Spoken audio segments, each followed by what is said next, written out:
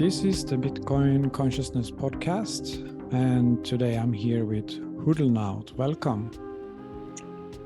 Thank you, Sama. Good to be here.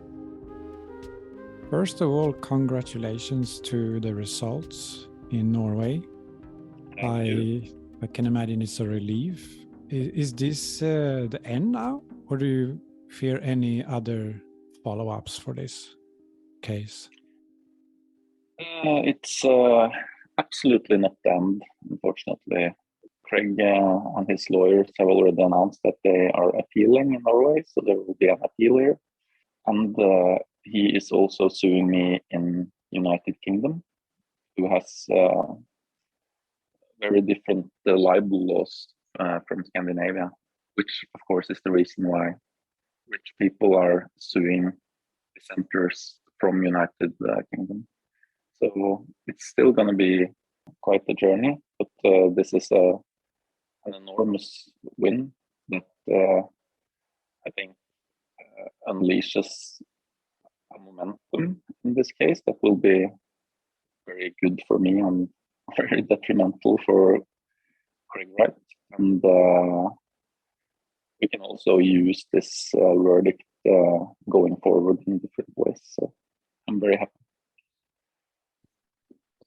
Yeah, so even though it's not finished, you can enjoy this momentum now. And we have talked a few times before, and it's really like this adventure of yours. If we see it as you as a spirit or a soul coming down here, and you have a very interesting life story playing out with the support of the Bitcoiners, and then the big adversary in Craig Wright. It's maybe will be a film one day. What do you think? I think definitely the story of, on the one hand, obviously, the story of Bitcoin, which in itself will probably be the topic of many movies in the future. Also, story of people claiming to be Satoshi, more specifically Craig Wright, which his story has been running since 2015 with his claims. And the fact that he chose to start legal proceedings against this Space Cat avatar, small Twitter account. They wanted me to bend the knee and apologize and say that, of course, Craig Wright is Satoshi. I don't think they thought that this small account would refuse their demands. I guess it has backfired a lot for them. And yes, I do think that this is a story that will be told in different ways. And I have been actually approached by very big actors who wants to tell this story, and with or without my participation, it will be told, I'm sure. Yeah, it's like David and Goliath. It's like the archetype of the smaller guy with strong values against the bigger people with big money and so on. It's been replayed in human history many times, and now you're like the latest incarnation of this archetype, you could almost say. Yes, it's definitely a David versus Goliath fight, at least, which was very apparent when I was sitting there in court with my two lawyers, facing Craig with his team of 10 to 12 lawyers, like a fully staffed documentary crew that was following him around. He had like a bodyguard. He had journalists following him step by step from CoinGeek, which is the media outlet or propaganda arm, depending on which side you're on. So he had like this huge entourage of people following him around. Definitely felt skewed in terms of resources, which made the win even more satisfying. So it's a very strange situation to be in, and at this point, it very much feels like, since I have decided to stick to my principles, that I don't know, it almost feels like I'm in a simulation or playing out some kind of destiny or something. So the more time that passes and the more shit they put me through, because they do put me through enormous amounts of shit and harassment on a daily basis, for many years, and probably for years to come. But I kind of just become more and more determined. Yeah. If you see it as a simulation or a video game, and you can't really go anywhere because you're standing for truth, and you're standing for your self-sovereignty and your rights as a human. So you can't really back down. That's not an option, right? Oh, I mean, I am in full control of what is really valuable and what really matters. They can never take that away from me. I can only give that away, and I will not give it away. That's like part of an angle of the realizations I have come to during these years, that like the importance of staying true to truth, and also almost like the peace and the calm that comes when you realize that all you need to do is just continue speaking the simple truth. So when I was cross-examined in this trial with this 10-lawyer team, spending, all their energy trying to outmaneuver me or make me uncomfortable or put pressure on me on the witness stand, I mean, I really didn't feel stressed at all, because I was very aware that I don't need to do anything but just speak the truth. And that doesn't take too much effort, or it's not difficult. Yeah. And when we were talking in the past, it turned out that this with connecting to an inner node and that we have an energy body, this was not at all news for you. Can you talk a little bit about how and when you discovered your energy body and your inner energies in your inner power? I can try. I think since I was a small kid, I always had like an intuitive awareness or knowledge, whatever, that I could go inwards, and I could connect, and I could find strength within. And as I grew older, life had big difficulties in my life in my early 20s, like stemming from, I guess, making peace with who I really was, or finding out who I really was. There was a lot of conflict with my dad during my upbringing, which there were basically a lot of things to unroll and learn. That was difficult. So I stumbled upon Buddhism. I guess I was 20 years old or something. And I started meditating a bit.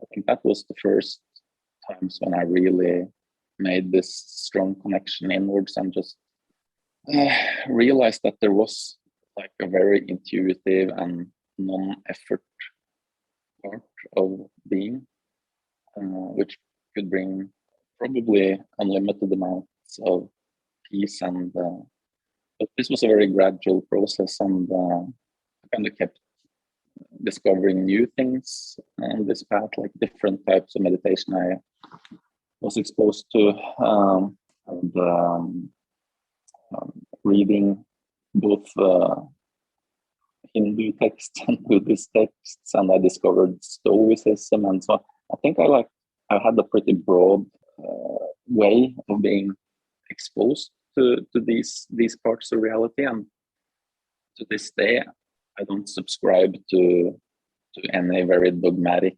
rules or philosophies. on this topic. It's all very like intuitive to me, and I mean, when I meditate, all I do is just focus on my breath and just sitting. It's not like I have any kind of system to it. I think it's been a part of me always, but it's become a bigger part of me as I grow older. Many people ask me, like, what is the energy body? Like when I write articles, I mention the energy bodies quite often because for me it's a very important part of us. But many people are confused or they don't know what I'm talking about. How would you describe the energy body to beginners? My understanding of it, or the chakras, the fact that we have, when I learned about this, it resonated with me that I had these what should I call, hubs in my body, which were kind of like routing energy through me. I've been getting acupuncture quite a lot throughout my life. Once I had this guy practice healing on me, which I thought was pretty much close to bullshit at that point. But then, the experience was just undeniable.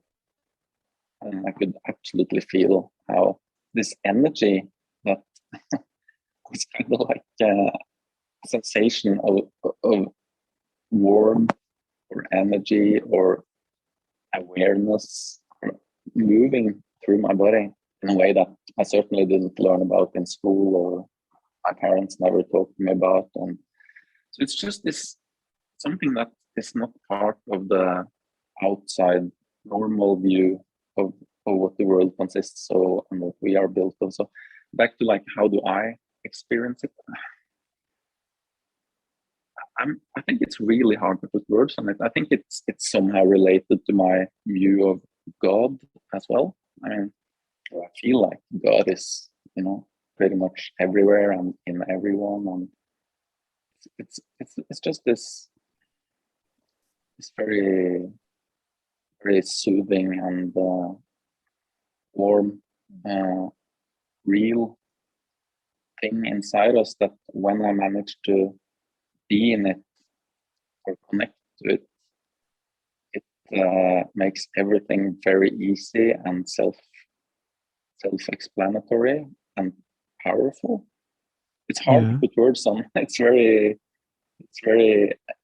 ephemeral. No, it's a very good description. But then it's two ways to look at it. It's like we are our physical body, and then it's just shining energy around us. That's sort of that the physical reality is first. So it's about what we do in the physical reality. It's about what we eat and so on. So from that point of view, the energy body is just like a result of our physical life. But if we turn it around, it's actually the other way around. It's the energy body is the blueprint.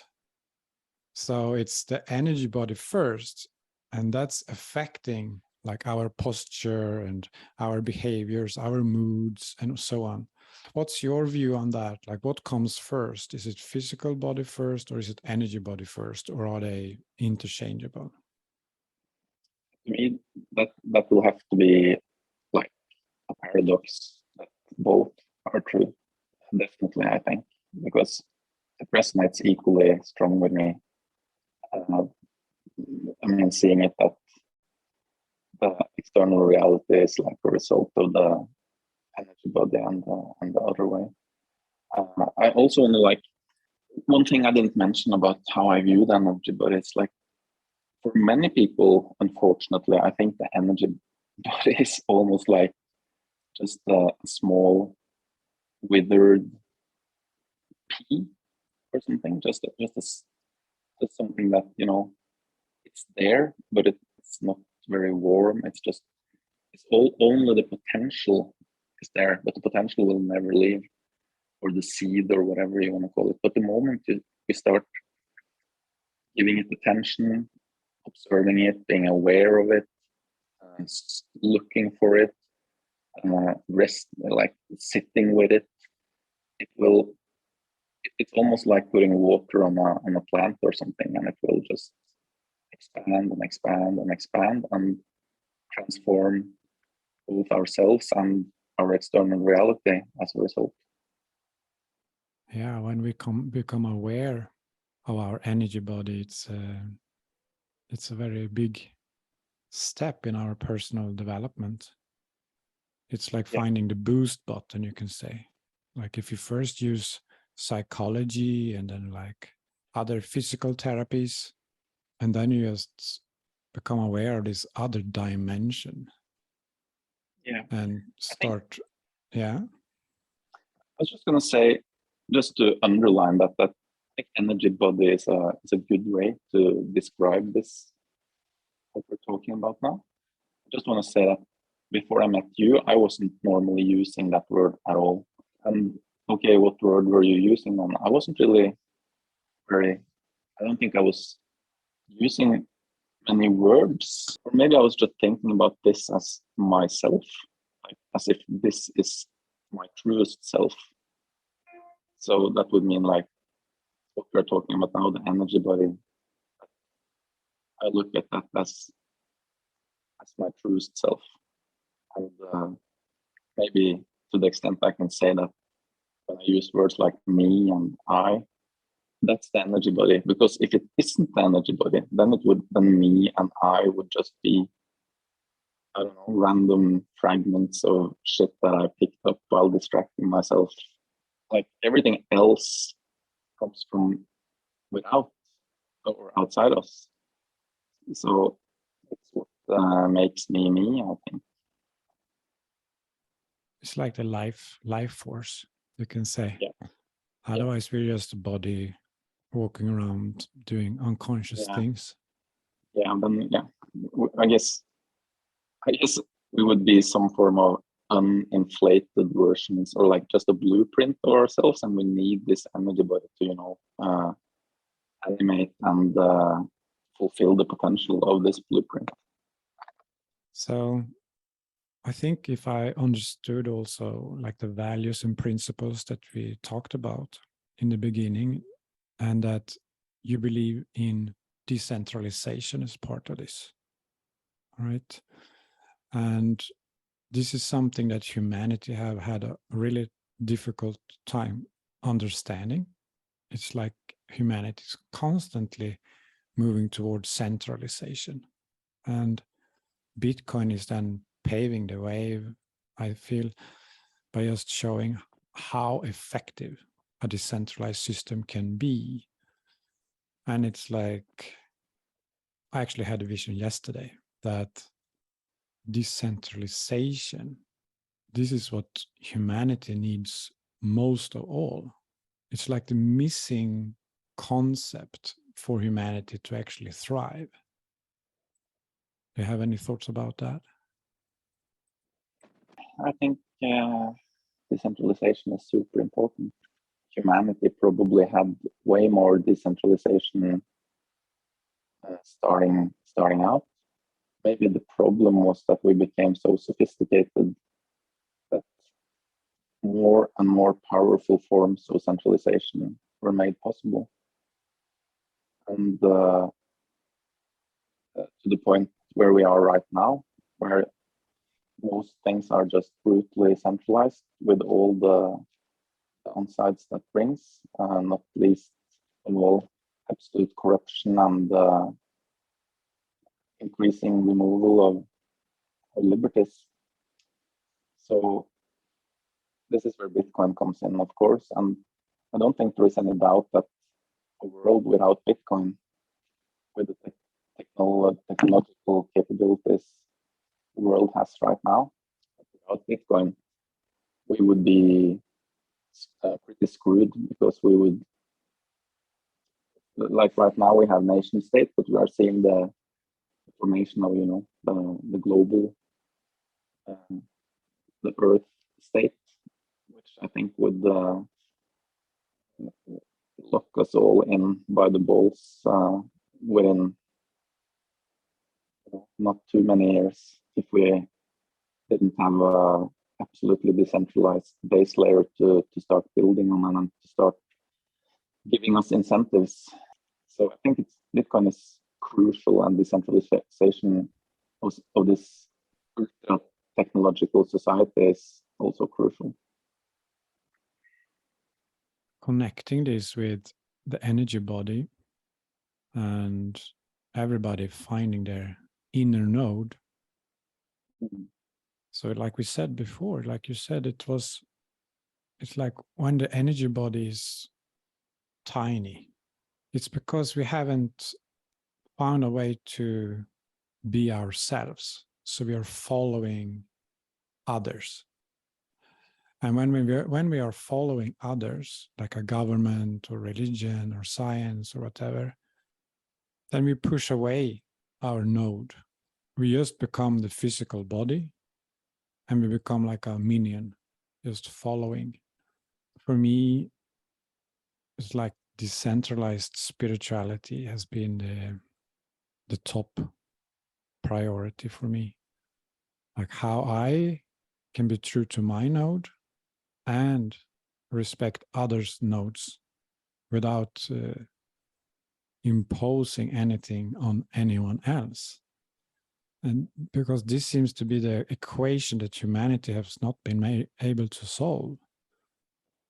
Like how we can be true to ourselves and allow others to be true to themselves. This is the essence of decentralization, right? It's very striking how Bitcoin mirrors this in the digital / physical realm. So, and it's also, I think, very worthy of note to see how many Bitcoiners end up in rabbit holes like what we are exploring right now, and end up, because of Bitcoin, they end up on spiritual paths, which is, for many, I think, would be counterintuitive, or like technological innovation involving computers, numbers, and money. Like, I think most people who are absolutely ignorant of Bitcoin, they still have this, Bitcoin is all about getting rich, or, being greedy or stuff like that. When in reality, for the people who actually fall into the rabbit hole on their own, at their own pace, it's about spiritual sovereignty. Yes, and for me, this is the values that you are fighting for there in the courtrooms, out on the global stage as it is now. And it's like the right to be true to yourself. Yeah, that's very true, actually. That's basically what this fight is about, fighting against people who want to remove that right, and who want to force me to abandon that right. So bending the knee is obviously centralization. And is a system that has been too abundant in humanity for thousands of years, like to dominate or to be dominated. This has been the rules of the game. And now Bitcoin comes here and say, let's try something new where everyone can just dominate themselves, but no one outside of themselves. And this is a world without attachment, without the conditional love of saying, yes, I love you, but only if you do that or that. So Bitcoin, like I say, Bitcoin vibrates on a higher consciousness, like an unconditional love, because it doesn't demand anything from anyone. It just is. And this for me is the concepts of unconditional love. And I think this is the cornerstone for decentralization to work, because you can't really control anyone, because that's centralization. So how do we live then? And how do we act together? How do we work together without attachment, without control? And Bitcoin is just showing us how each node is valuable. And actually, the more nodes who are sovereign, the stronger the network is together. So you are, in a way, you're fighting for this new system. You're fighting for decentralization within the centralized structures. And you do this because you know it's true. It's true for you. And it's like you're holding the seed of decentralization and you are not letting go because you felt it, you understood it, you know that it's the right thing for you and for humanity. So you can't let go. Or am I taking this too far? I'm just talking and talking here. What do you say? You could say, like that I'm doing I'm fighting this for the network, or it's like a fight for this decentralization, which I think is true to some extent. On the other hand, it's very, very simple for me, since it feels like, I'm not doing this for anyone, or I'm just doing it for my to stay true to myself. Because if I'm not relentless and non-compromising in staying connected, my inner node, I don't value anything higher than this staying true to what I know and believe to be right. So once again, it's this feeling that things are both very, very simple, but also very carrying enormous amounts of meaning and actually importance.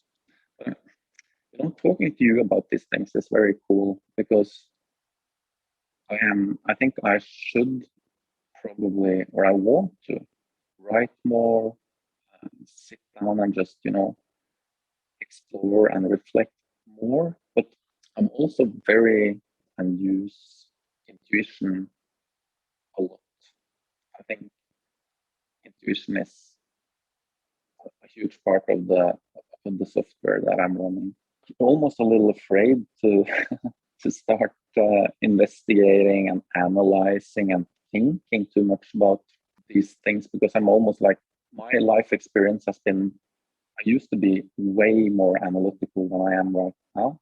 And I have, in my own opinion, pretty strong analytical skills, but the early parts of my life relying only on that, and then neglecting the intuition, neglecting the spiritual side. Because what I'm saying here is, I appreciate, and I think it's valuable for me to dare to, not dare maybe, but to set time aside and explore these things more and make a more solid meta understanding or meta language of it. I think maybe that would give me some new insights, because I realize when talking to you that my map or my vocabulary, or ability to effectively discuss these things is not exactly very strong, because I've been so based on just intuitively relating to these things and just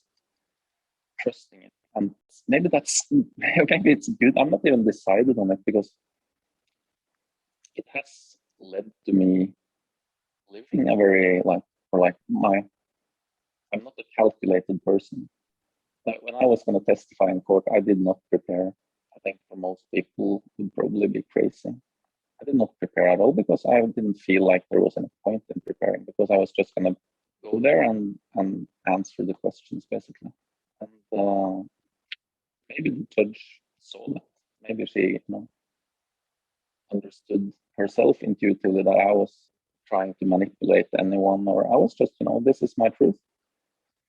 I'm not gonna try to manipulate anyone outside myself to.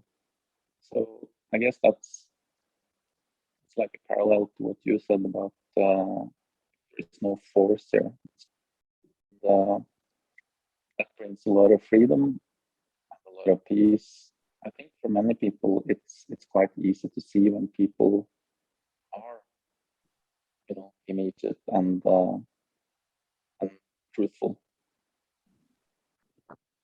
Yeah, and if people activate their energy bodies, they can definitely feel it also. It's a completely different energy, because when you're honest, you talk from the heart, and it's just like, that energy, it's just truth. And then someone else comes understand, and it's just like mental concepts that they memorized, and it's like it's much a weaker energy. It's fiat energy. It's super fragile. It pretends to be powerful and believes itself to be powerful, but it's for people operating on a different frequency, it's embarrassing almost how weak it comes off as. It was almost surreal for me to sit in that courtroom and see Craig's testimony and see these witnesses he brought in and listen to his lawyer talk about how I was a huge problem for the world with my terrible cyberbullying, and it really, it felt like I was a duck and these words were like water off my back. That was a good, cool thing to see that all this fiat energy, millions and millions of kroner being used to try to construct a fake reality, how impotent and ridiculous it was. But for the people who are still under this spell of this reality, it probably comes off as, maybe even powerful. I don't know. But I think it creates a lot of dissonance in them when they are faced with people who speak the truth. I think they feel very threatened by it. Yeah, and in a way, it's the question is, when will he bend the knee, and not to you, but to reality, right? Like, how long can he keep building up these fantasy illusions without coming into some kind of life crisis where it's just like give up already and just accept life as it is? Because it's basically like he's projecting on you. It's like basic psychology. So because he believes in his models of reality somehow, right? So he has these traumas that creates these projections, and he thinks that the universe is out to get him, and you are one of the worst ones, and he needs to defend himself from these enemies. But from a spiritual perspective, we know that all these enemies, they are really just projections of our own insecurities. And so it's just a low consciousness approach. And he's really stuck in this. And he's defending this low consciousness programming rather than awakening. And this time is like the awakening is upon us. Every day, more and more people wake up, and every person on earth have the choice to bend the knee to truth and wake up, or to hunker down and defend their old traumas and their old defense mechanisms. So obviously he's doing the second choice, and it's destroys for him and his destroys for others. So he's, in a way, he's like a symbol for that part of humanity that just don't want to look at themselves in the mirror and understand it's all projections of their fear patterns. Do you follow my drift with this? Yeah. He has to face the brutal weight of reality. And I can only imagine the amount of energy and how dark and empty it must be to to keep pretending and to keep staying disconnected despite all the results around you, just constantly punishing you for not embracing truth instead. So now I'm making noise again. I can hear. Yes. Maybe this is better. I think they will keep doubling down brutally until absolute destruction of their project, and hopefully not their souls, but they will keep doubling down. I feel that strongly, and I think this saga or whatever it is will keep getting more crazy or interesting, or whatever perspective you choose to take. I mean, what we've been discussing now is basically, I can say that we've been discussing karma as well, because every action you take that goes against, every moment you spend against truth or against what is right, that punishes you in that very same moment. And it will only continue to exponentially, this punishment will only exponentially increase every time they double down. As you see, after this win I had now, the blowback, and on one side the support I have been getting, it's just mind-blowing in its scale. I would say thousands of people sending me very, very powerful messages, I would say, from me, just saying that they are so happy for me, and that they're thankful that I'm doing this, and that they're thankful that I keep standing upright for what they obviously see is the truth. The other side, well, Craig Wright's side, like the blowback and the ridicule, and it's just flooding over them. And instead of taking that data and like adjusting their approach, which would be to stop doing this, they just double down again, because I think that's all they know. And it's been working for them working in the sense that they have met people or institutions on their way that have been weak or corrupted or not in touch with their nodes. So they've been able to force a lot in their lives. And suddenly when they meet something that doesn't respond to this force, then they are suddenly rendered impotent, completely impotent. And every dollar they spend, or every new lawsuit they file, or every new smear article they post on their propaganda outlet, all of that just ends up kicking their own ass and making their own deprivation or their own corruption or their own weakness more obviously apparent. I'm not the only one seeing this. I've registered from just being on Twitter. People are just amazed that this is happening, that they are continuing to push like this. It's fascinating to be in the middle of it, and not least, it's very surreal. It's like being inside some kind of dream or something. Yeah, through my experiences and how I view the world, it's like you have the whole creation on your side, because you're just standing for the simple truth. I don't persuade people anymore or try to convince people to do anything, to buy a Bitcoin or same. to find the node. I try to just live by example.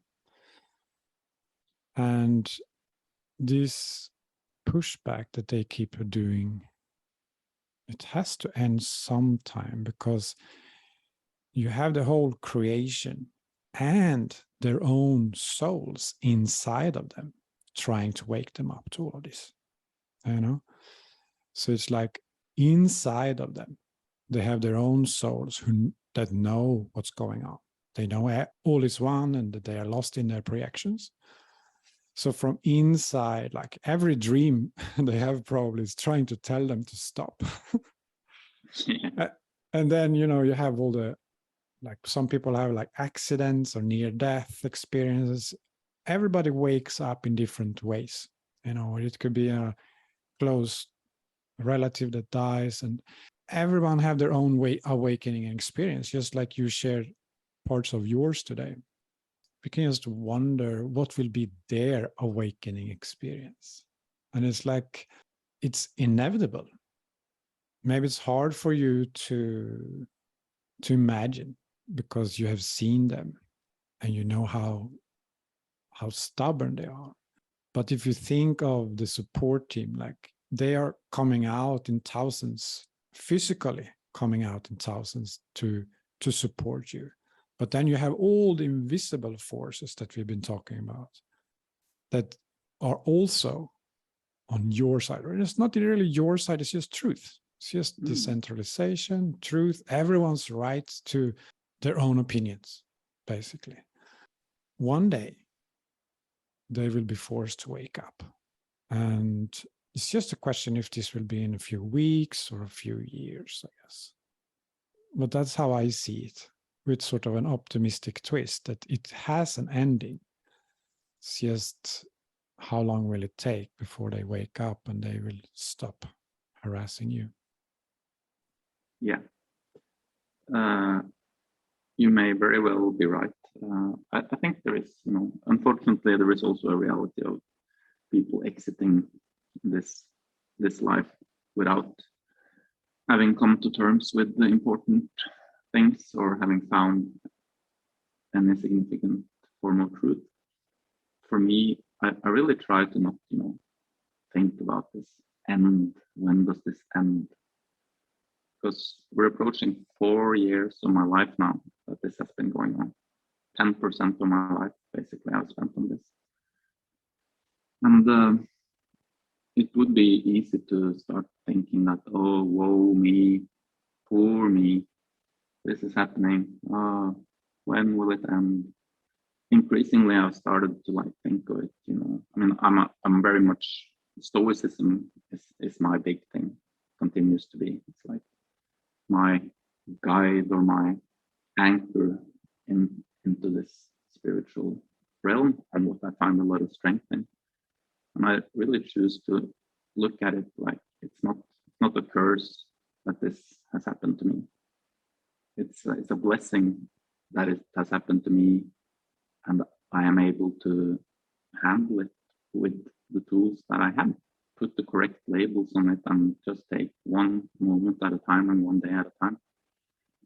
Of course, there are days when this gets to me too, but in general, I am just prepared to keep doing one task at a time and telling one truth at a time. And that means that this will end sometime, because they will not be able to employ any similar tactic. They are forcing things, and that has an expiry date in several ways.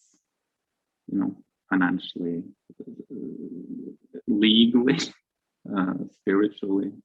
Not like this approach scales in time at all. And you know, even if this stuff is going on, since I'm not trying to force anything, it still allows me to be present and have very enjoyable times with friends and family, and resting, you know, always in this feeling that I have not disconnected. Yeah, it could actually be an amplifier. That's because it forces you to really connect with your true self. and to stay there. It's like it speeds up your self-development because it's like an ongoing tension that just forces you to be reminded of what's important in life. Yeah, and life experience has taught me repeatedly that this is the right approach, and this is the most powerful approach, and this is the approach that makes me feel good, makes me feel whole. So as you say, when external pressure is like rearing its head at me and like trying to scare me, or this can, if you, the consequences of this can be such and such, you have to win, you have to do. And I think that could be just the pressure that would bring to a person if you have that way of looking at it for 4 years. I think that would break people, I think. So you have realized that it's only your filters when you look at your situation. So you have stopped identifying with your fears, and when you're trying to calculate things, like you have understood it, it's like no point. So it's like you have this very loose identification with different patterns that flow through you. And this allows you to be centered and be your true self. While others that don't have this pressure, they easily identify with what their mother told them, and they sort of live that identity for the rest of their life. But here you come like in the edge of this conflict. You're constantly reminded that all these filters are just that, and life is like beyond the filters, and beyond the filters, that's our real self, and beyond the filters is your child, and beyond the filters is your partner. So many others think that they are looking at their partner, but they are looking at the filter, their own version of their partner. But because you have this situation that you have, you're constantly reminded of the falseness of the projections, and you can feel through the projections and really engage with people with like that they truly are. Yeah. In addition, I would say, I guess it's interesting actually your use of the word filters, and because from Stoicism, a big thing for me is to not label things, not automatically assent to labels that the mind tends to want to put on things, like for example, just this good or bad. Like if I don't accept the label of this being bad, what's happening to me is bad. No, I don't assent to that. I'm not saying it's good either. It's neither. Some things are happening, and I'm not willing to label them as basically anything else than what they actually are, which is just a lot of different things. And just being free from automatically allowing my mind to spin up tons of emotions and tons of feelings of being a victim and so on. That is very important for me. And it allows me, it makes it easier to stay connected and be in myself. And before we end there, I just want to come around to another thing you said when you said that you're not doing this for someone else. You're doing this for yourself because you know it's true for you, and it's actually a selfish thing.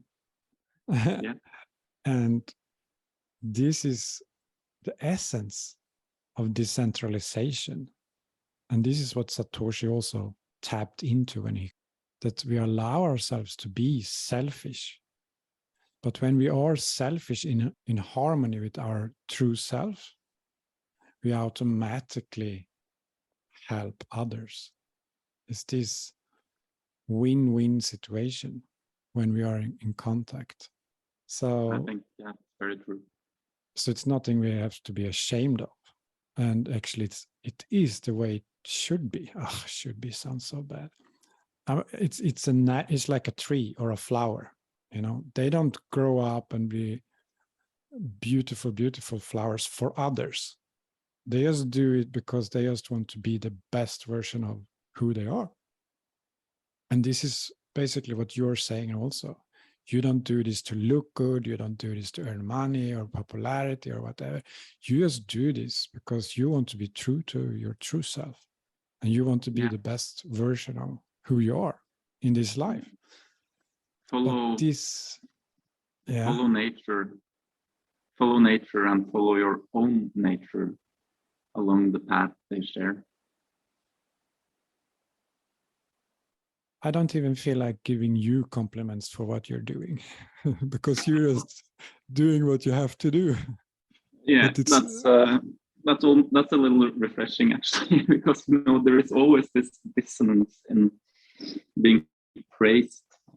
Because I've been praised so much for this, and on the one hand, I appreciate so much being supported and being that what I do is appreciated, but at the same time, it's also this feeling of but you don't need, like, it's also a little, because I'm just doing what's right, and that's I'm kind of doing that for myself. The last week I have felt so strongly every evening when I go to bed. I feel this strong connection with the thousands or the millions of people around the earth who are standing up for their true self, because this is what I try to do every day.